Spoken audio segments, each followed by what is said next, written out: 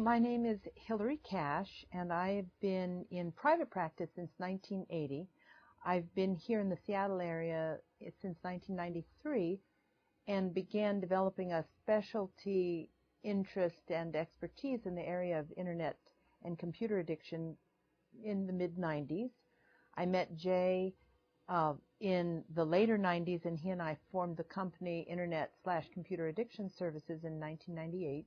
And he and I have been working together in developing programs around internet addiction, sex addiction, and video game addiction since then.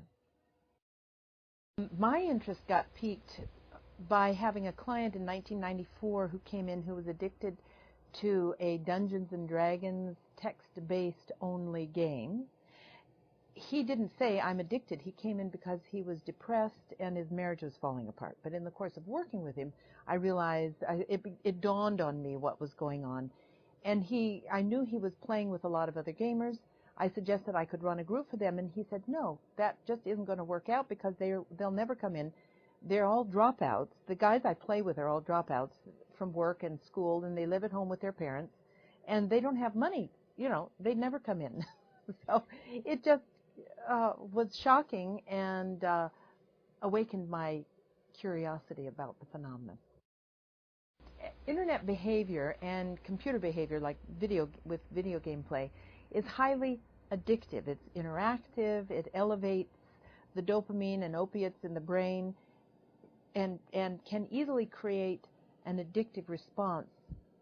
And by so doing, people get very hooked on whatever it is that they're interested in, whether it's the video games or pornography, chatting, web surfing, gambling, buying and selling. All of these activities people get deeply engaged with them and can fairly easily become addicted to it unless they understand the problem and are willing to implement the kinds of limits and boundaries that they need to implement.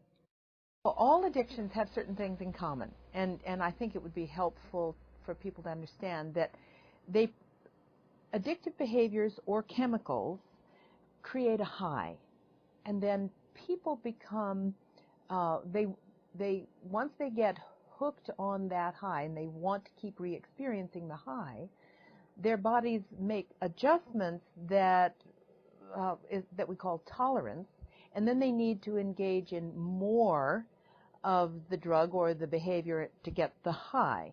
And that is the addictive cycle that starts taking hold. So the person starts to feel out of control. They might recognize that they should really cut out what they're doing, but they feel that they can't. And so it becomes compulsive in nature. They feel out of control with it. It's giving them a high, or they're seeking that high.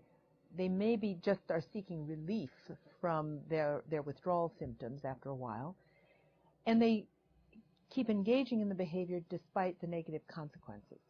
So those negative consequences, some examples would be a 24-year-old dropout. After 3 years that he had spent video gaming rather than going to classes, he fooled his parents so that they paid for those 3 years of the university by creating false grade reports that he would show them.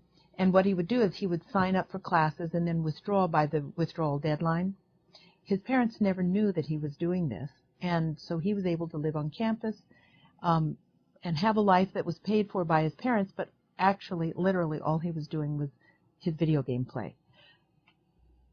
He eventually got found out. He got kicked out of school. His parents found out. His father wanted nothing to do with him. He was filled with deep shame and remorse and guilt for his behavior, but he also couldn't stop his behavior. So he continued in that vein for another couple of years, living off of the proceeds that he had earned as a high school student. So he lived in poverty, but lived nonetheless behind his screen. And eventually, as his money was running out, he became desperate. He became suicidal. His mother found me and brought him in, and he's now doing well. He's reinstated in school. He's finishing up his college degree. But that would be a good example of a video game addict.